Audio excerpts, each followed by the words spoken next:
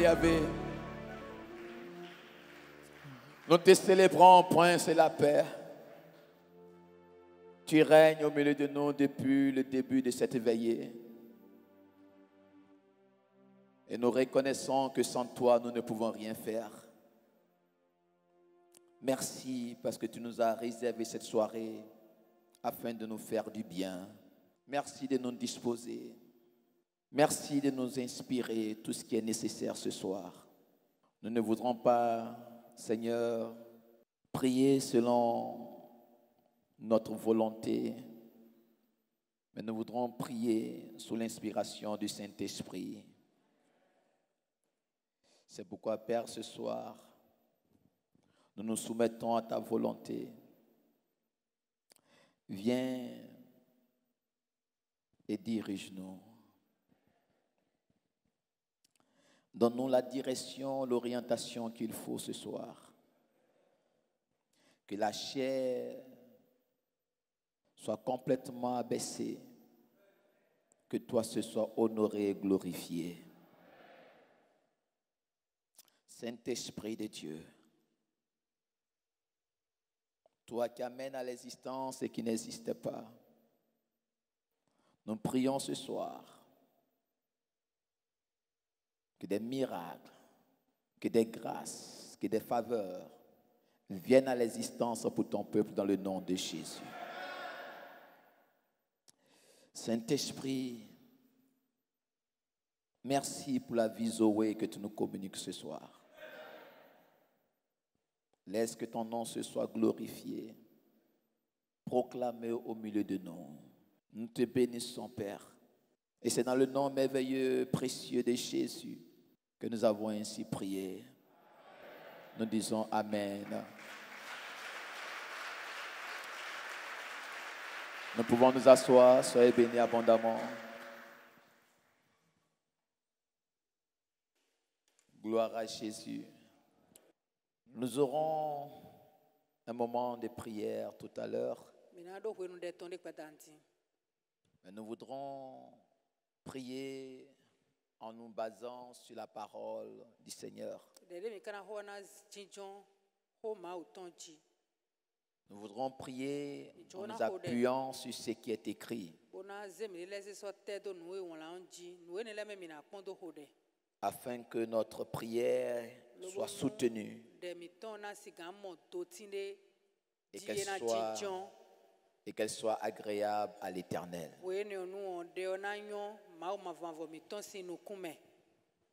Notre thème est « Qui es-tu, grande montagne ?» Dis avec moi, qui es-tu, grande montagne?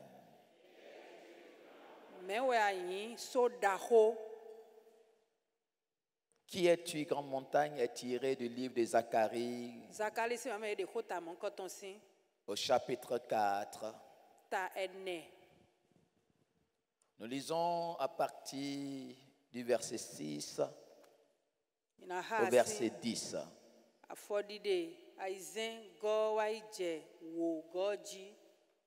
Alors, il reprit et me dit, c'est ici la parole que l'Éternel adresse à Zorobabel. Ce n'est ni par la puissance, ni par la force, mais c'est par mon esprit, dit l'Éternel des armées. Qui es-tu, grande montagne, devant Zorobabel? Tu seras aplani. Il posera la pierre principale au milieu des acclamations. Grâce, grâce pour elle. La parole de l'Éternel me fut adressée en ces mots. Les mains de Zorobabel ont fondé cette maison et ses mains l'achèveront. Et tu sauras que l'Éternel des armées m'a envoyé vers vous. Car ceux qui méprisaient le jour des faibles commencements se réjouiront en voyant le niveau dans la main de Zorobabel. Ces 7 sont les yeux de l'Éternel qui parcourent toute la terre. Amen. Alléluia. Nous voudrons d'abord poser ce préalable en disant, toutes les fois qu'on parle de montagne dans la Bible, il y a plusieurs significations. Il y a plusieurs significations. La montagne dans la Bible peut symboliser l'élévation. La montagne dans la Bible peut symboliser la stabilité.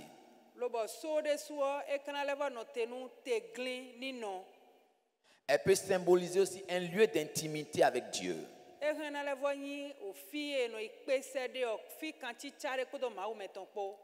La montagne dans la Bible peut aussi symboliser des moments de difficulté. Elle peut être le symbole des obstacles, le symbole des barrières, le symbole de l'opposition. Donc toutes les fois que nous voyons la montagne dans la Bible,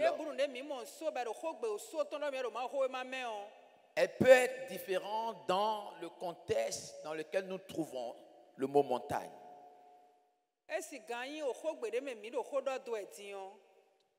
Lorsque dans un contexte vous trouvez la montagne qui symbolise un lieu d'élévation, un lieu de bénédiction, dans un autre chapitre, vous trouvez la montagne comme un lieu d'opposition.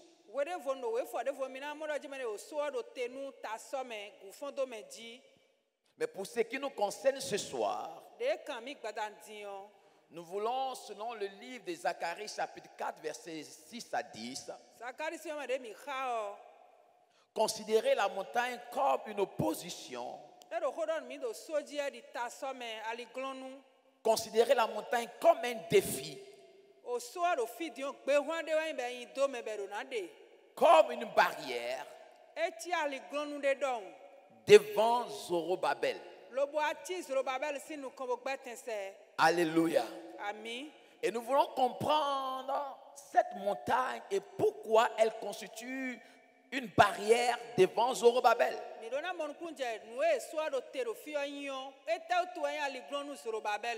Donc la montagne ici symbolise une barrière d'opposition devant le projet de Zorobabel. Elle est comme une résistance, comme une menace devant l'œuvre que Zorobabel doit accomplir. Écoutez-moi très bien, bien-aimés. Zorobabel n'était pas en train d'accomplir une œuvre personnelle, mais il était en mission pour accomplir quelque chose qui serait une bénédiction pour un peuple.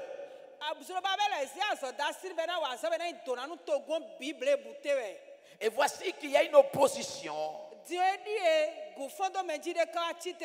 a une menace en face de ce qu'il veut faire, en face de ce qu'il veut réaliser. D'où vient la question, qui es-tu, grande montagne?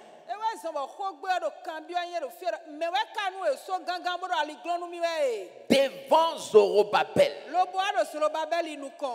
Qui es-tu, grande montagne? Devant la mission de Zorobabel.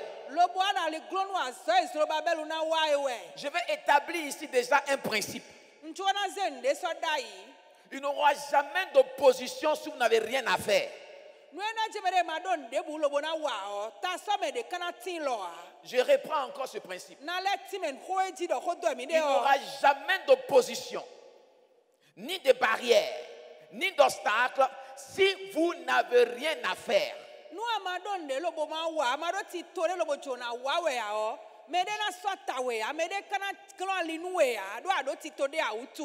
Je peux reprendre d'une autre manière. Si vous n'avez pas une vision d'accomplir quelque chose, ne vous attendez pas à une opposition. Si vous n'avez pas un projet, une vision de réaliser quelque chose qui deviendra une source de bénédiction pour votre famille ou pour vous-même, en qualité d'enfant de Dieu, ne vous attendez pas à une opposition.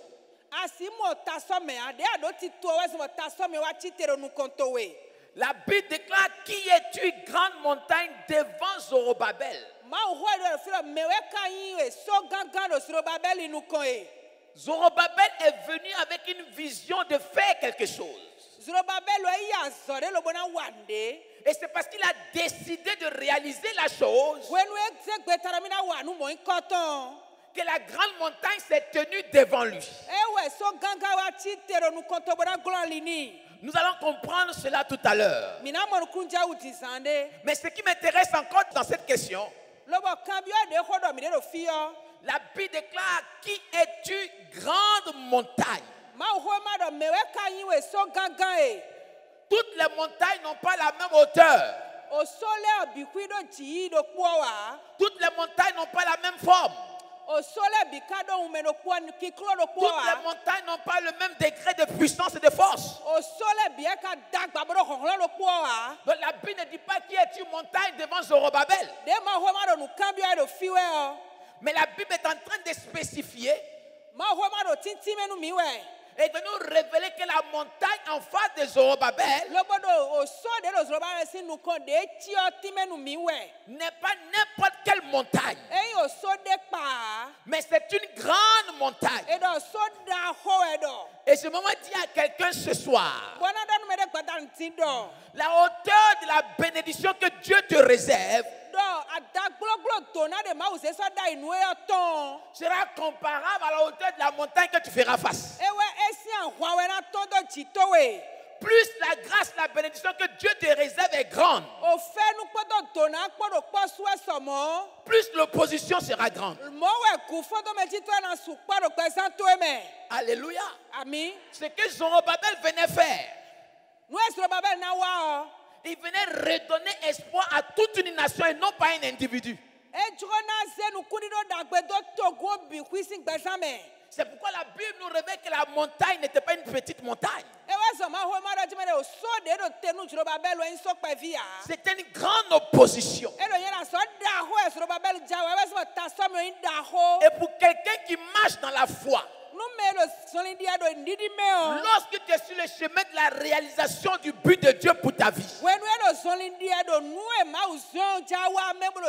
et tu constates que l'opposition est farouche, que l'opposition est grande, réjouis-toi, parce que cette opposition révèle que ce que Dieu veut faire est tellement glorieux que le diable se déchaîne pour vouloir l'empêcher. Mais j'annonce à quelqu'un ce soir, quelle que soit la grande montagne qui se tiendra devant toi, tu poseras le fondement de la vision.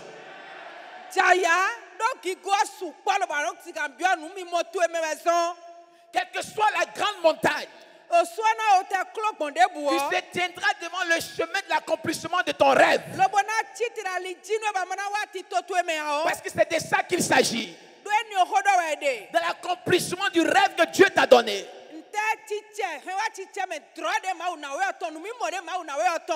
Sur le chemin de ta carrière, sur le chemin de ta destinée,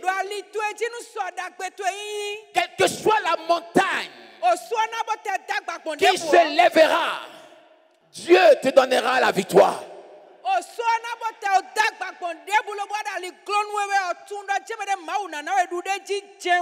Et ma prière pour toi ce soir, avant la fin de cette veillée, que Dieu te donne des ouvertures. Avant la fin de cette veillée, que Dieu te transporte de l'autre côté.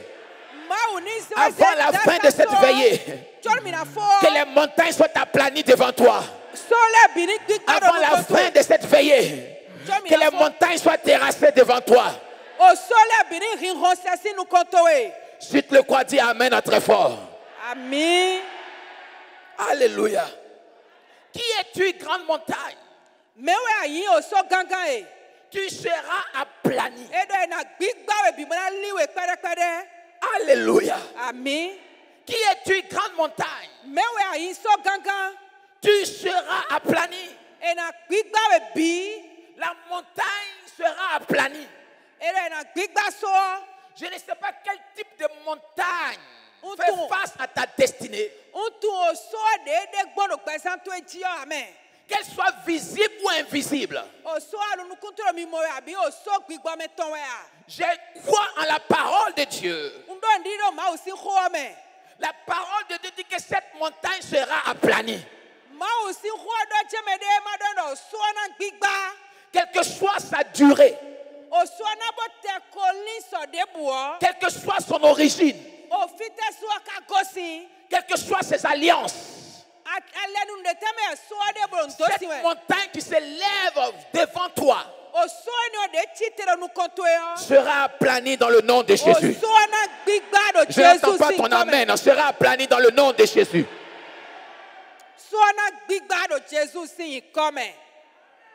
Matthieu chapitre 21 verset 18.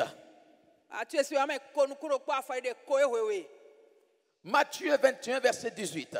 18 à 21. Le matin, en retournant à la ville, il eut faim. Voyant un figuier sur le chemin, il s'en approcha, mais il ne trouva que des feuilles, et il lui dit: que jamais fruit ne naisse de toi. Et à l'instant, le figuier sécha. Les disciples qui virent cela furent étonnés et dirent: comment ce figuier est-il devenu sec en un instant? Jésus leur répondit: je vous le dis en vérité, si vous aviez de la foi et que vous ne doutiez point, non seulement vous ferez ce qui a été fait à ce figuier, mais quand vous direz à cette montagne, ôte-toi de là et jette-toi dans la mer, cela se ferait. Cela se ferait. Alléluia.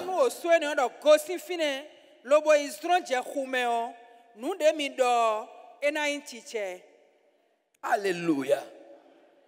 Jésus était avec ses apôtres. Un matin, il retournait vers la ville, il eut faim. Voyant un figuier sur le chemin, dans l'espoir d'avoir des figues, afin de se restaurer un peu parce qu'il avait faim. Jésus constate qu'il n'y a pas de figues sur ce figuier. Alors il va déclarer une parole: que jamais un fruit ne naisse de toi. Et à l'instant même, le figuier sécha. Nous avons une autre dimension de cette parole que je ne vais pas aborder ce soir, mais qui interpelle le chrétien à porter du fruit. L'occasion nous donnera de l'aborder un autre jour. Mais les disciples, vu cela, furent étonnés et dirent à Jésus: comment ce figuier est-il devenu sec en un seul instant?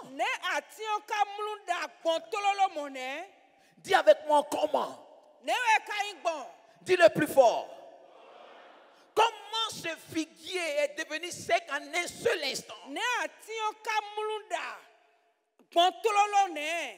Les disciples ne demandent pas à Jésus pourquoi. Mais ils demandent à Jésus comment. Le pourquoi fait appel à la cause.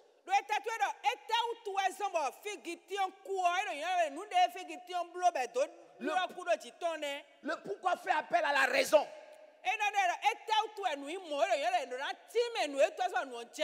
Mais le comment fait appel aux moyens.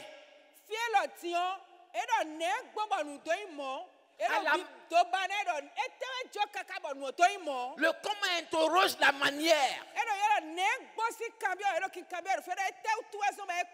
De quelle manière cela est arrivé? Comment cela s'est fait? Quel est le mécanisme? Quel est le moyen qui a été exploité pour que ce figuier devienne sec?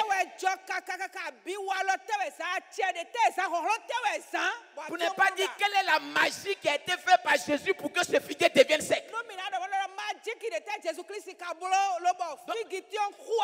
Les disciples étaient intéressés par le comment.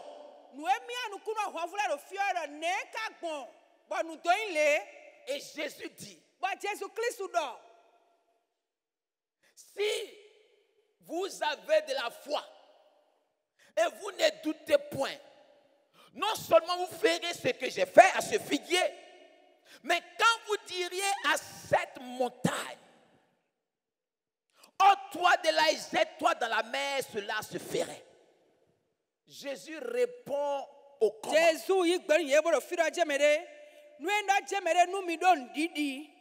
Il répond au comment.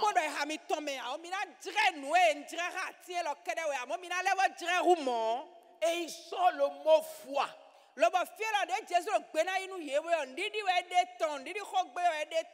Il dit, si vous avez la foi et vous ne doutez point, vous direz à cette montagne. J'ai posé le préalable en disant que la montagne dont nous voulons parler ce soir est la montagne d'opposition. La montagne de difficultés. La montagne de problèmes. La montagne d'échecs. Les montagnes de blocage. Les montagnes de non-accomplissement. Les montagnes de misère. Les montagnes de chômage. C'est de ces montagnes que nous voulons parler ce soir. Et Jésus dit, si vous avez de la foi, que vous ne doutez point, vous direz à cette montagne. Jésus dit cette montagne. Il ne dit pas vous direz à la montagne. La montagne est différente de cette montagne. Parce que chaque enfant de Dieu a sa montagne. Chaque enfant de Dieu a son défi à relever. Et vous relevez ce défi pour déplacer cette montagne. Jésus dit le moyen qu'il faut utiliser. C'est la foi qui ne doute pas. C'est pourquoi je dis à quelqu'un ce soir, si tu as une montagne, je bénis l'Éternel pour ta présence ici ce soir. Si tu es confronté à un défi, je bénis l'Éternel pour ta présence ici ce soir. Parce que tu recevras l'énergie spirituelle qu'il faut pour déplacer cette montagne. Et elle se déplacera au nom de Jésus. Je dis, elle se déplacera au nom de Jésus. Si tu le crois, dis-moi amen très fort. Je n'entends pas ton amen. Dis-moi amen très fort. Si vous avez de la foi, de quel type de foi il parle? Parce qu'il y a deux sortes de foi. Jésus parle de quelle foi? Nous avons la foi qui nous sauve. Ce n'est ni par nos œuvres. Ce n'est ni par nos efforts. C'est la foi que nous mettons en Jésus pour notre salut.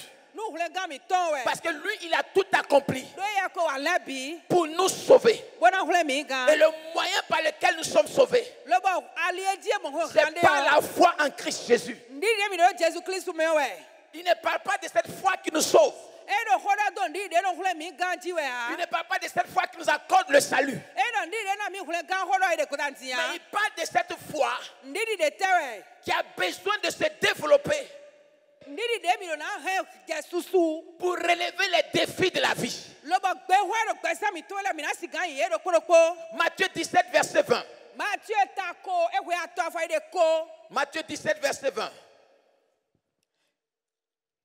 17, verset 20. Yeah. C'est à cause de votre incrédulité, leur dit Jésus. Je vous le dis en vérité, si vous aviez de la foi comme un grain de sénévé, vous diriez à cette montagne, transporte-toi d'ici, là, et elle se transporterait. Rien ne vous serait impossible. Rien ne vous serait impossible. Les disciples étaient confrontés à un défi. Un père envoyait son fils vers les apôtres. Le fils était lunatique, possédé par un esprit impur, qui tantôt le jetait dans l'eau, tantôt le jetait dans le feu. Quand vous êtes possédé par un esprit, vous ne vous contrôlez plus. C'est l'esprit qui vous contrôle. Et tantôt l'esprit jetait l'enfant dans le feu, tantôt l'esprit le jetait dans l'eau. Et le père a envoyé son fils vers les apôtres. Ils ont prié pour chasser le démon. Le démon n'a pas bougé. Et Jésus est revenu. Le père est allé voir Jésus. Il dit, j'ai amené mon enfant vers tes apôtres. Ils n'ont pas pu le délivrer. Ils n'ont pas pu le guérir. Jésus va prier pour l'enfant. Le démon va être chassé. L'enfant redevient normal. Alors les disciples s'approchent de Jésus et lui demandent comment cela a été fait. Le comment revient encore. Comment cela a été fait? Alors Jésus va leur dire, en vérité, si vous aviez de la foi, et il ajoute, comme un grain de sénévé, comme un grain de sénévé, vous direz à cette montagne, l'esprit impur qui dérangeait l'enfant est considéré par Jésus comme une montagne. Le démon qui dérangeait l'enfant est considéré par Jésus comme une montagne. Et Jésus dit, en vérité, je vous le dis, si vous avez de la foi, comme un grain de sénévé, vous direz à ce démon-là, quitte-la et jette-toi dans la mer. Ce démon vous obéira. Il y a des montagnes dans nos vies qui sont à l'origine fabriquées par des démons, des esprits impurs qui causent des choses dans nos vies qui deviennent des montagnes. Dans nos vies. Et Jésus dit, si vous avez la foi comme un grain de sénévé, vous direz à cette montagne. Il ne parle pas de la foi du salut, mais il parle d'une autre foi.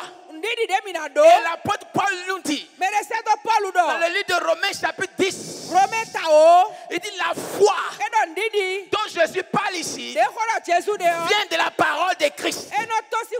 En d'autres termes, cette foi comme le grain de sénévé est la foi qui provient de la parole de Christ. Et cette foi a besoin de se développer. Elle a besoin de s'entretenir.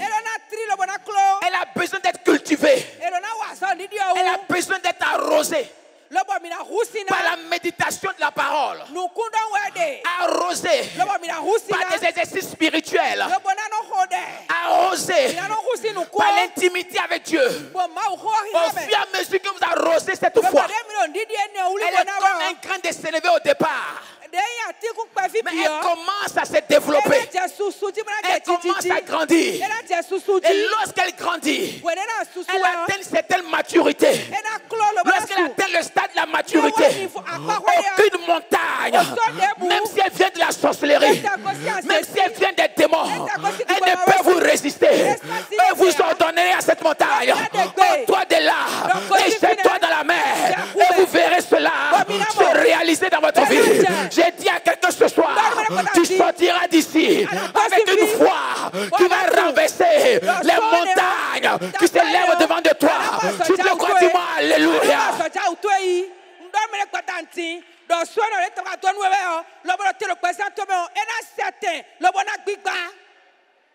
Comme un grain de sénévé. Mais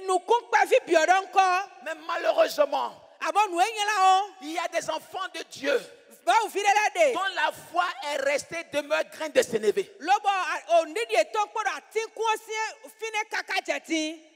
Alléluia. Amen. La foi est restée demeure grain de sénévé.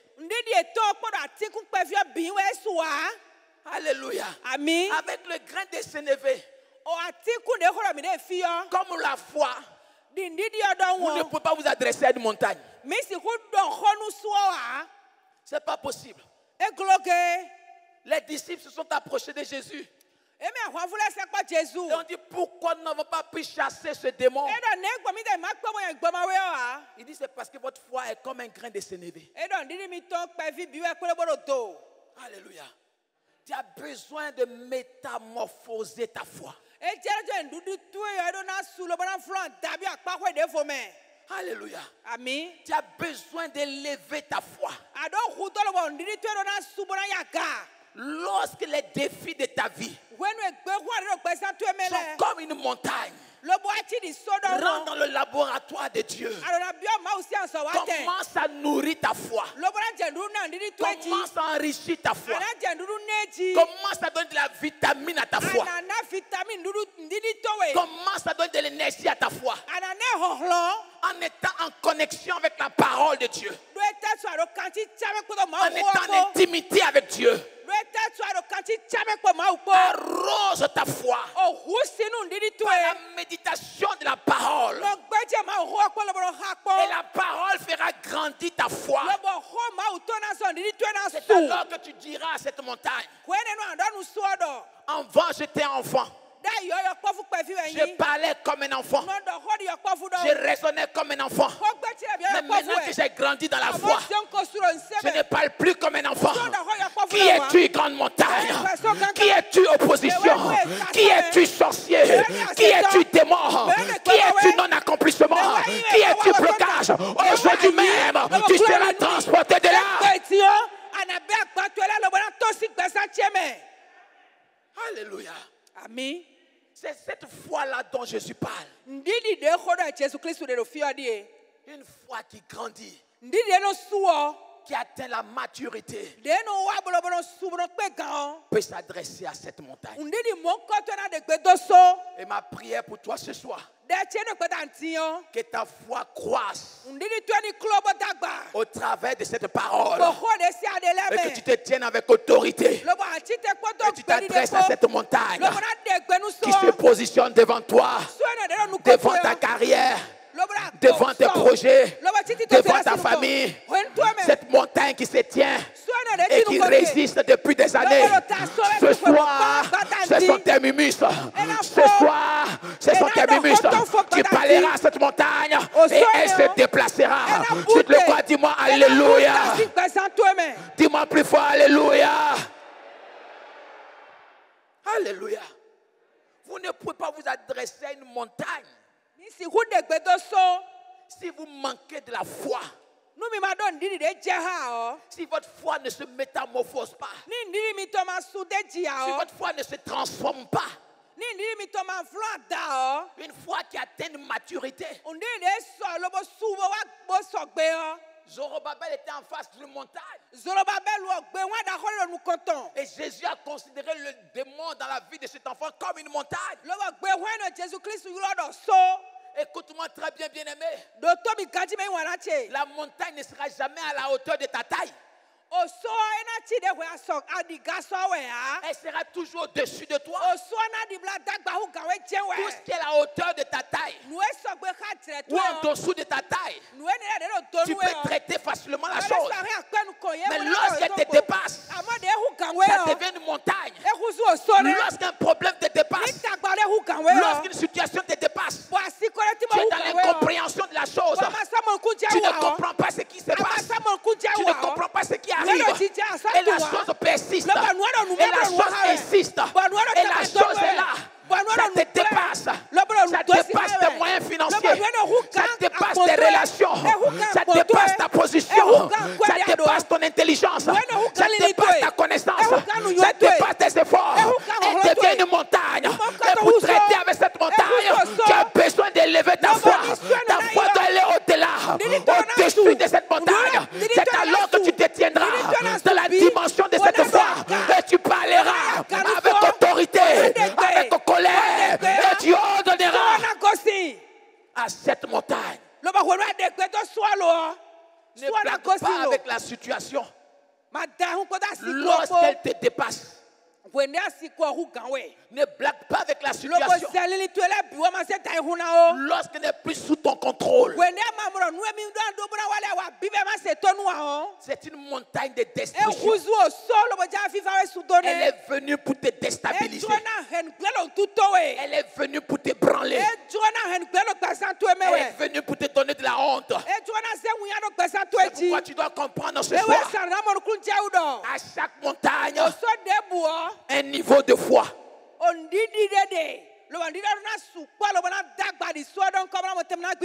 À chaque montagne, un niveau de foi. Et les apôtres ont compris cela. Ils ont tellement bien compris cela qu'ils ont dit à Jésus, dans le livre de Luc chapitre 17 verset 5. Luc 17 verset 5. Luc 17 verset 5. Les apôtres dirent au Seigneur, augmente-nous la foi. Les apôtres disent au Seigneur, augmente-nous quoi? Augmente-nous quoi? Je ne t'entends pas. Augmente-nous quoi?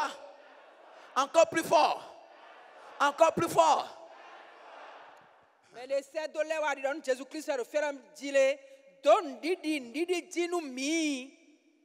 Et ils sont en train de parler à Jésus.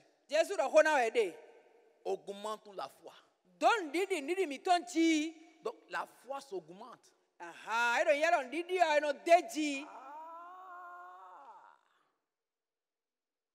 Donc la foi est comme un volume.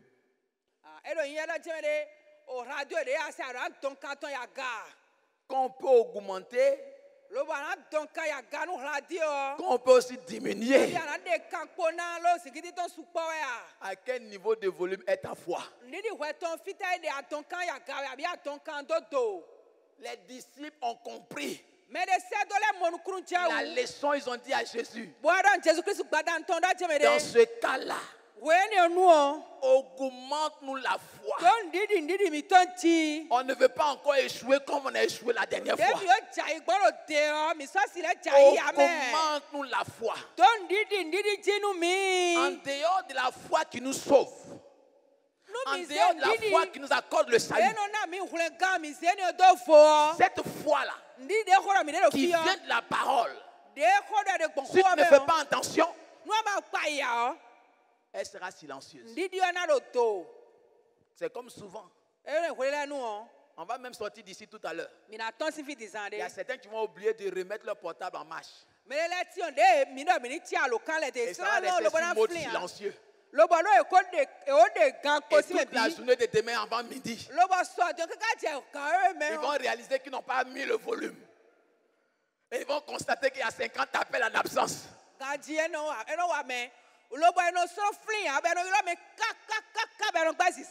Parce que le volume était coupé.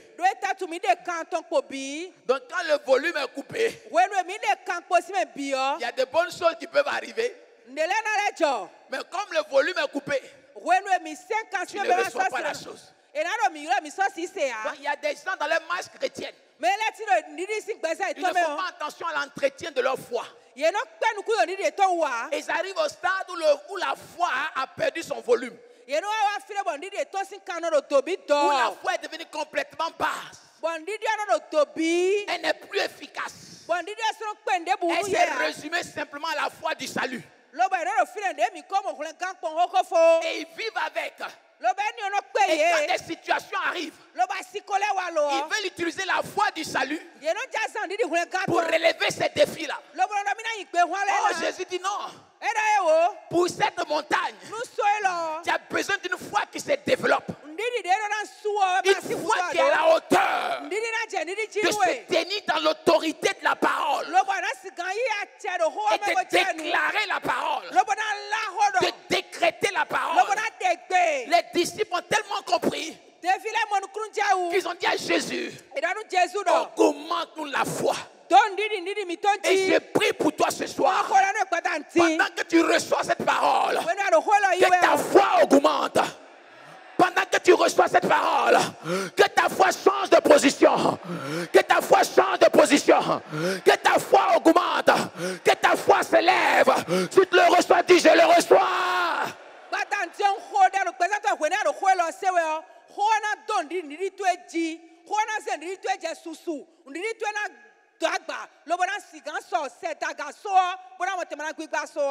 Que ta foi s'augmente ce soir. Afin que tu te tiennes dans l'autorité de la parole. Regardez la déclaration faite à la montagne. Il dit, qui es-tu, grande montagne? Cela vous est arrivé une fois dans la vie. Même dans la société. Quelqu'un vous a regardé. Et bien toi tu es qui? Toutes les fois que quelqu'un te tend le doigt et te dit toi tu es qui, il ne le fait pas avec amour. Il ne le fait pas avec joie. Il le fait parce qu'il est sûr de sur quoi il compte. C'est pourquoi il te regarde, toi tu es qui? Tu peux me faire quoi? Parce qu'il est sûr. Alléluia. Et que ta foi s'augmente. Te donne cette assurance de te tenir sur l'autorité de la parole. Te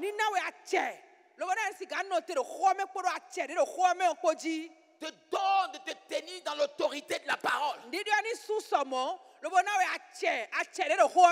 D'être investi du pouvoir de Dieu. De l'autorité de Dieu. Et de regarder la montagne. Et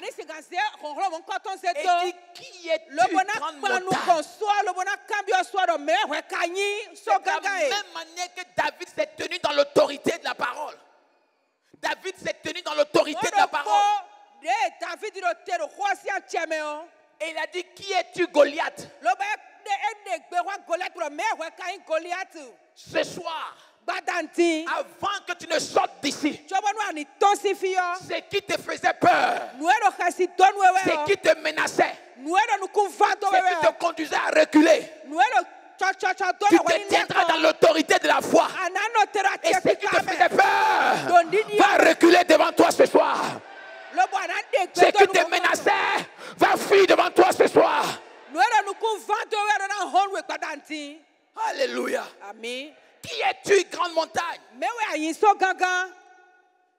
Revenons à notre texte dans Zacharie, chapitre 4, verset 7. Qui es-tu, grande montagne? Alléluia. Amen. C'est maintenant que je vais commencer à prêcher. Parce que tout ce que j'ai dit tout à l'heure, c'était pour vous positionner dans la foi.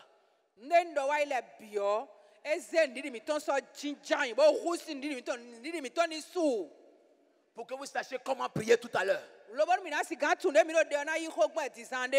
À chaque montagne demande un certain nombre ou une certaine qualité de foi.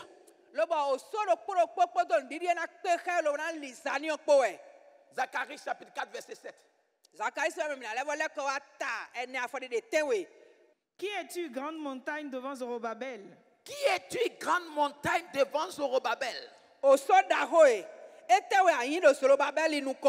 Tu seras aplani. De toute manière, tu seras aplani. Il posera la pierre principale au milieu des acclamations. Et il posera la pierre principale au milieu des cris de joie.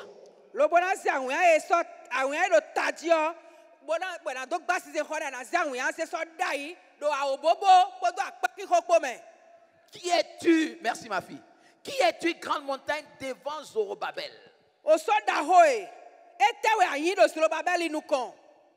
Zorobabel était la tête d'un groupe du peuple juif qui revenait de l'exil. Il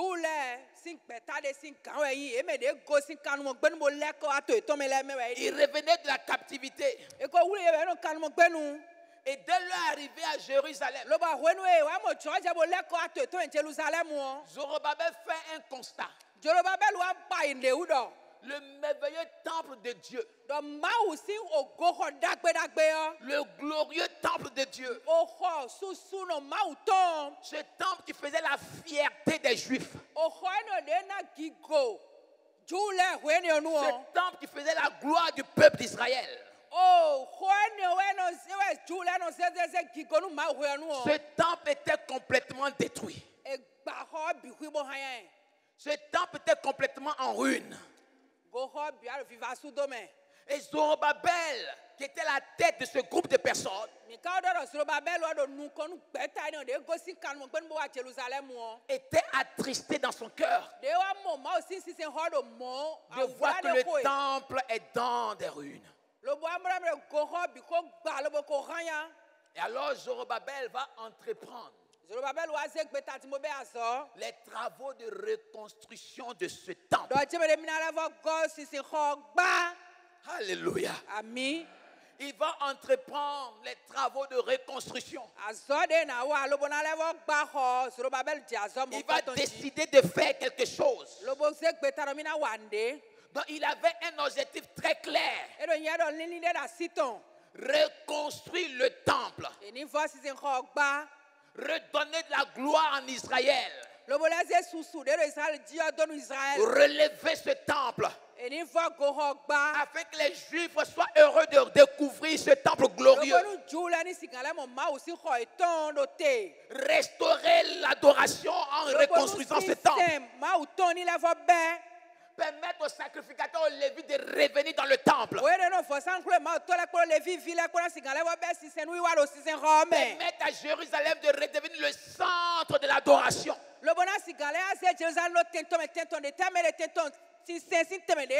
Donc vous voyez l'esprit qui animait Zorobabel. Il revient de la captivité. Et il tourne dans la ville. Il voit que le temple est détruit. Et si le temple est détruit, il n'y a plus d'adoration. Il n'y a plus de sacrificateurs. Il n'y a plus de lévites. Jérusalem n'est plus le centre attirant. Alors Zorobabel décide de reconstruire le temple. C'est pourquoi je vous disais tout à l'heure, si vous n'avez pas une vision de faire quelque chose, vous n'aurez pas d'opposition. Alléluia. Vous n'avez pas une vision de redresser quelque chose, de réparer quelque chose, de reconstruire quelque chose, de redonner un sens à quelque chose. Si vous n'avez pas une vision de faire quelque chose qui va être un sujet de joie pour plusieurs, vous n'aurez pas d'opposition. Alléluia. Dès que Zorobabel a décidé de reconstruire le temple, de permettre que Jérusalem redevienne le centre d'adoration, la montagne a commencé à se remuer. osole je tasɔdzi lobona gba Zorobabel da yi. Et je vais vous dire la vérité. Ma dɔ ho dzɔ ho nu mi. Des choses peuvent être en train de se détruire autour de vous. Le si ɖo gbigble ɖo le domitɔ me. Personne ne parlera. Me tina ɖo hoa. Personne ne dira quelque chose. Ma dɔ nugbonu me tina ɖo hoa. Le ni ɖo gbigble me tina ke nua. Mais le jour que vous allez décider Gbegbe anatsi te. de faire quelque chose pour que ça soit Bɔnu réparé, kutu ena hun. Bɔn aɖɔ elɔ de eɖiɔ nyɔnu mia ma blo ɖo. c'est là qu'on vous posera la question avec quelle autorité vous voulez faire ça. Gbene gbe na kambe ɖo me da tse te na hɔhɔ dzanu blo ɖo gbe ɖo fi. Qui vous a dit de faire ça? Me zɔn we. Il vous arrive même souvent d'aider des gens pendant que la personne était en train de vivre une vie difficile. Personne ne s'est intéressé à lui. Loba mina mra hwe no enu gble be kudu biɔ. Mais le jour que vous voulez porter Me tina assistance, ke xɔ ɖe bia me tina ke nua. Abo gbegbe ase gbe ta ɖo nu na nyo be na blo ɖo. quelqu'un vous dira, Me ɖe na tsi te bena ɖɔ. mais pourquoi tu veux faire ça s'il est le seul? Ete utu hwe dza blo xɔ ɖo kpɔnɔ efia. Alléluia. Ami. Jérusalem, le temple était détruit. Jérusalem hwe no goxɔ Il n'y avait plus egbabi. d'adoration. Nu goxɔ ma Il y avait plus de sɔ de sacrificateurs. si se sɔ de Personne n'était en fonction.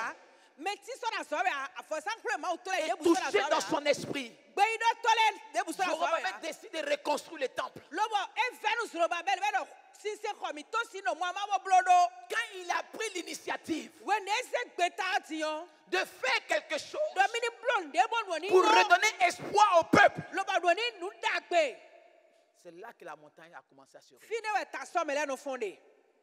Si vous n'avez pas quelque chose à faire Ni amado azo de bona wa qui o. va donner la joie à une famille, Lobo azo de wa do na wa vous jije. n'aurez pas de Henu position. me de hwen do de a o. Me Mais tina le jour que kente vous be allez no ya. décider Gbegbe ana se que la gbeta. situation doit changer, Do e lo na yo no mo nu mi c'est ya. là qu'il aura l'opposition. Gbe ni o gbede a se gbeta we ta so me na C'est be. là que vous verrez la montagne. We ne nu a hwana fono jito Et le e. livre d'Esdras Esdra sisi we ma. nous révèle cette montagne. Edo so do gesi nu mi we. Parce que jusqu'à présent, on a parlé de montagne. Kaka jeje do so Mais le wo livre do. d'Esdras, chapitre 3, Esdra sisi we ma. le verset 10 à 13. Ta ene. Esdras, chapitre 3, verset 10 à 13. Esdra sisi we ma. Alléluia. Dis Amen avec moi. Dis plus fort Amen. Esdras, chapitre 3. Oui, le verset 10. Lorsque les ouvriers posèrent les fondements du temple de l'Éternel, on fit assister les sacrificateurs en costume avec les trompettes et les lévites, fils d'Aphaz, avec les cymbales, afin qu'ils célébrassent l'Éternel d'après les ordonnances de David, roi d'Israël. Ils chantaient, célébrant et louant l'Éternel par ses paroles, car il est bon, car sa miséricorde pour Israël durera toujours. Alléluia. Et tout le peuple poussait de grands cris de joie en célébrant l'Éternel, parce qu'on posait des fondements de la maison de l'Éternel. Yes. Mais plusieurs des sacrificateurs et des Lévites et des chefs de famille âgés qui avaient vu la première maison pleuraient à grand bruit pendant qu'on posait sous leurs yeux les fondements de cette maison. Oh, ils étaient trop nostalgiques. Beaucoup d'autres faisaient éclater leur joie par des cris, en sorte qu'on ne pouvait distinguer le bruit des cris de joie d'avec le bruit des pleurs parmi le peuple. Car le peuple poussait de grands cris dont le son s'entendait au loin. Alléluia. Dont le son s'entendait loin. Edo ahwagbe ton sese do ero zo vovovoe. Zorobabel a entrepris reconstruire le temple. Zorobabel uze gbetara mina voici sin hogba. Ils ont simplement posé la fondation. Lobo donu ho gbigba ton je ebe. Mais regardez la liesse, la joie que cela a créé. Lobo po awa jije de na po do awobo de na po. Ils ont simplement posé la fondation. Edo donu ho ton je ebe me. Et le peuple a commencé à célébrer Dieu. Bo togun je pipa sonu mauti. Parce que voici quelqu'un qui est en train de reconstruire le temple. Lobo da o mende die do fiti lobo ado nu da gbe wanu mi wa Bientôt me. les lévites, les sacrificateurs vont être en fonction. Ils ont commencé à louer l'Éternel. Ils ont commencé à célébrer l'Éternel. Et la Bible déclare que les plus âgés parmi eux, qui avaient vu le premier temple dans toute sa gloire, ont commencé à pleurer. Ont commencé à pleurer parce qu'ils imaginent ce que ce temple était auparavant. Et tellement qu'il y avait des cris de joie mélangés aux pleurs. Tout ce bruit allait très loin, annonçant quelque chose qui arrive. Et au chapitre 4, le verset 1er. Lis-moi le chapitre 4, verset 1er. Les ennemis de Juda et de Benjamin apprirent que les fils de la captivité bâtissaient un temple à l'Éternel, le Dieu d'Israël. Alléluia.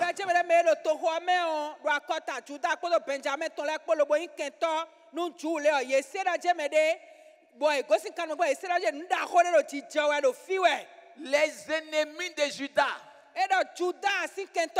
et de Benjamin n'étaient pas des arrivistes. Ils ne venaient pas d'arriver. Ils étaient là depuis. Mais ils ne sont jamais levés.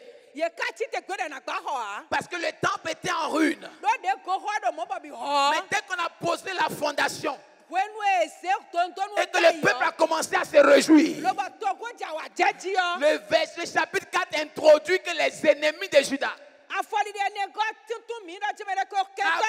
que ceux qui sont venus de la captivité, à leur tête Zorobabel, ont commencé à reconstruire le temple. Alléluia.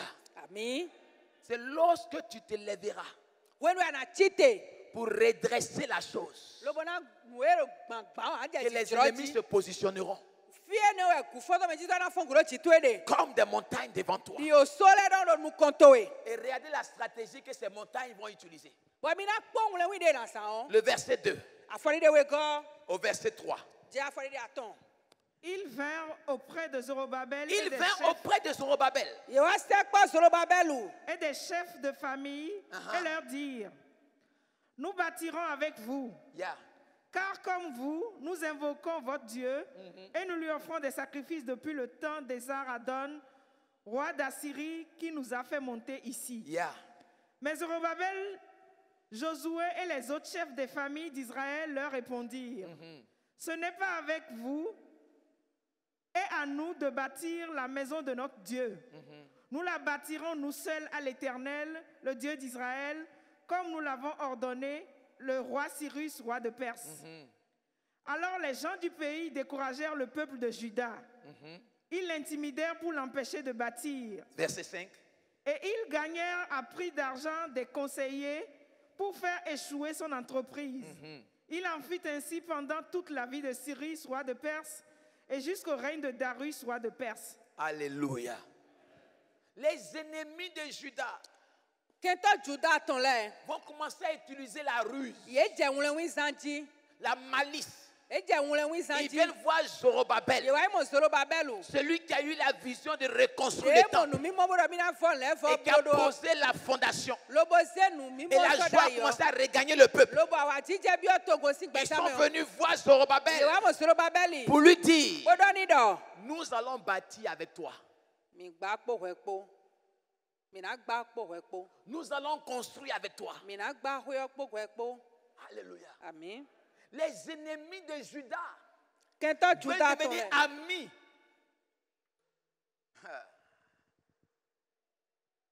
Si ton ennemi d'hier commence à devenir rapidement ton ami, mais non sotawe so nous il faut faire très attention. Il faut avoir le discernement.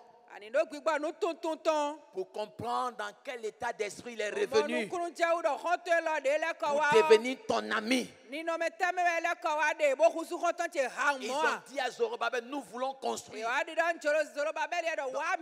avez l'impression qu'ils sont venus avec une bonne volonté. Mais où était cette bonne volonté? Quand le temple était détruit, où était cette bonne volonté? Quand les choses étaient à terre, où était cette volonté? Quand j'ai passé des années en train de me battre moi seul, où était cette volonté? Quand j'ai passé des années dans la galère, dans la souffrance, et maintenant que je sors la tête,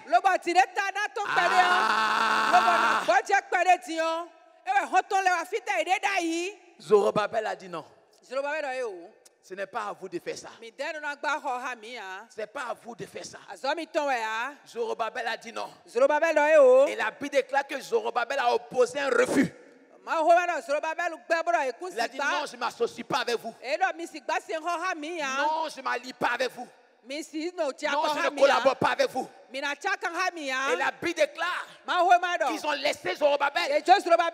Ils sont allés maintenant décourager le peuple. Ceux qui étaient derrière Zorobabel. Donc vous comprenez que leur intention, ce n'était pas de venir aider, mais de comprendre par quelle manière il est arrivé à se relever et de pouvoir construire le temple.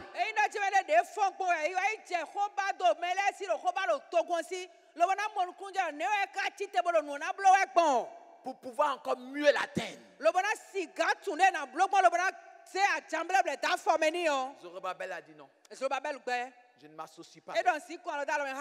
Ils sont allés décourager le peuple. Ils ont intimidé le peuple pour l'empêcher de bâtir. La Bible même nous dit qu'ils ont même acheté des gens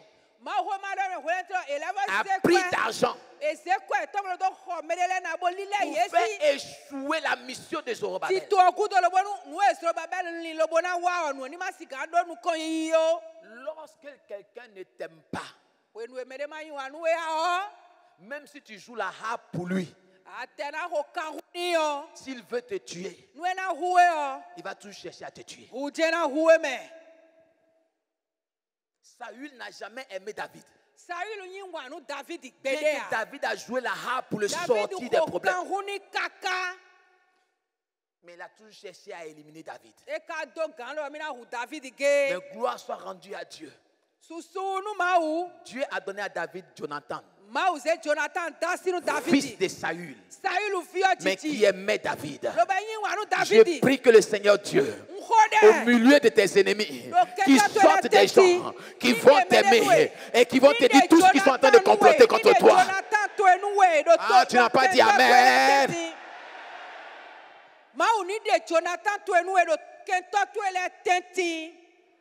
Les ennemis de Juda sont venus comploter pour détruire. Donc lorsque nous lisons dans Zacharie chapitre 4 verset 7, et qu'on dit qui est-tu grande montagne, ce n'était pas la montagne physique, mais c'était ces ennemis-là qui étaient venus s'opposer au travail de Zorobabel. Et ce n'était pas de petits ennemis, mais des ennemis qui étaient déjà installés en Juda. Et Zorobabel est venu les trouver là. Donc ce n'était pas n'importe quel type d'ennemi devant Zorobabel. C'était une grande montagne, une grande opposition. Et ma prière pour toi ce soir, quelle que soit l'opposition, quelle que soit la montagne, que le Dieu de Zorobabel soit avec toi dans le nom de Jésus-Christ. Que le Dieu de Zorobabel soit avec toi dans le nom de Jésus. Alléluia.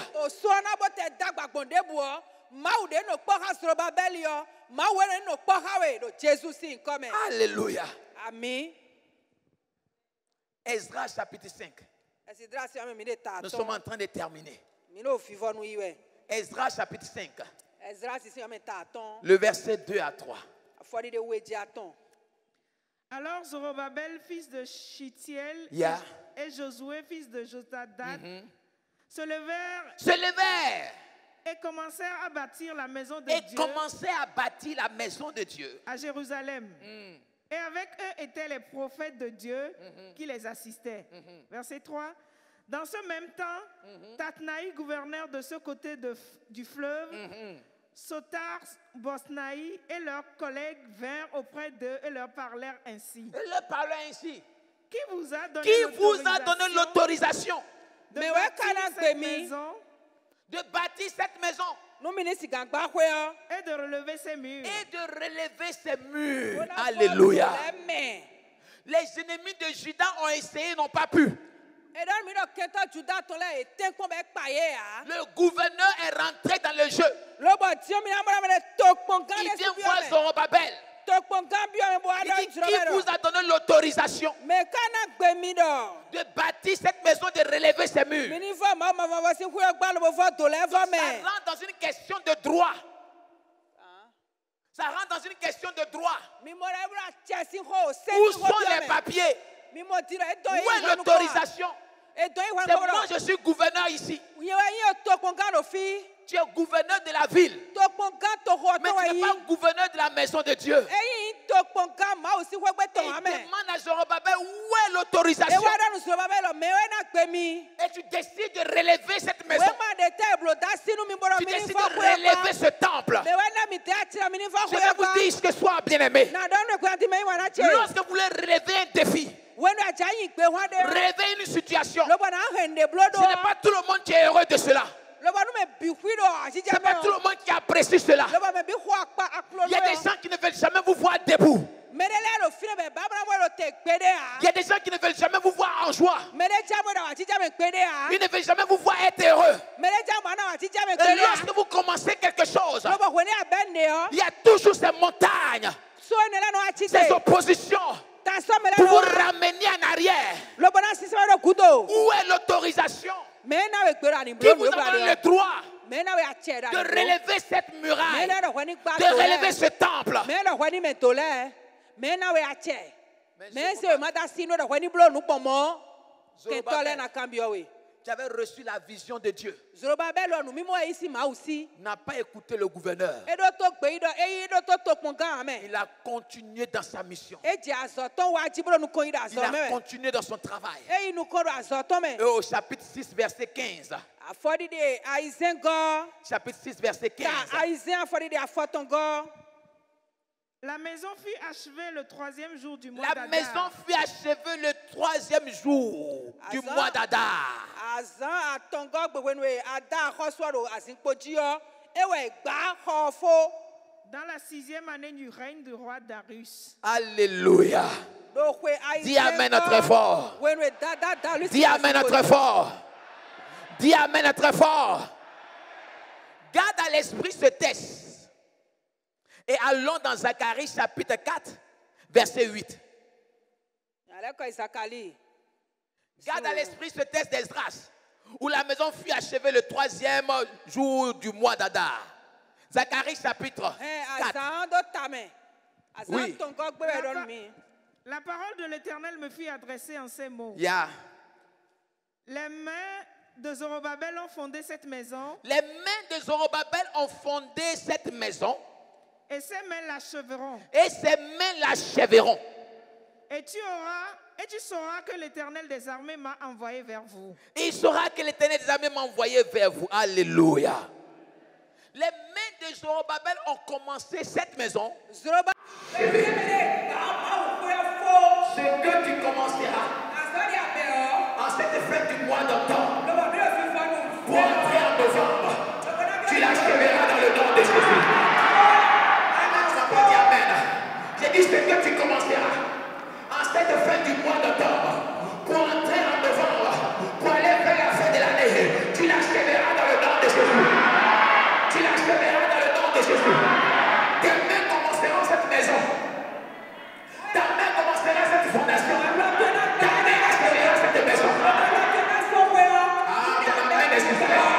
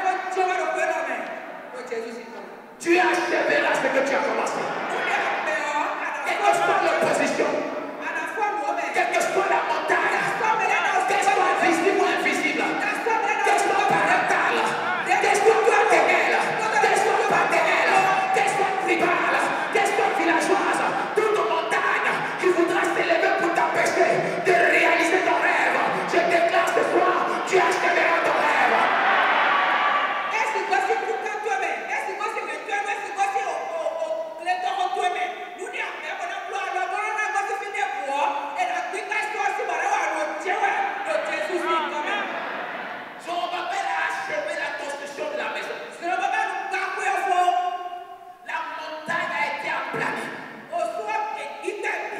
Les ennemis de Juda ont été aplanis. Le gouverneur a été aplani.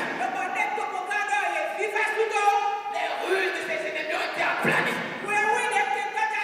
Si tu déclares sur ta vie ce soir, tes ennemis seront aplanis. Tes ennemis seront aplanis. Les œuvres seront aplanis. Les plans seront aplanis. Les manigances seront aplanis. Les ruses seront aplanis. Je le déclare dans le nom de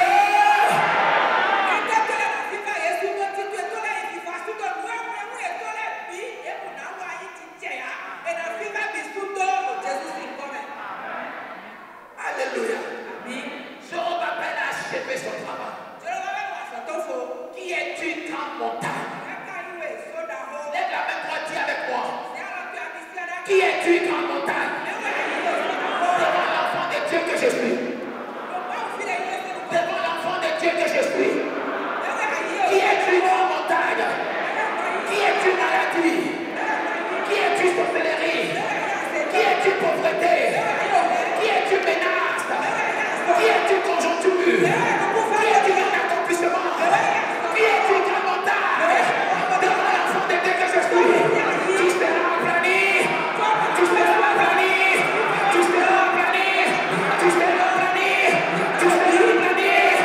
Tu veux dire alléluia. Akamelo Shadahaya.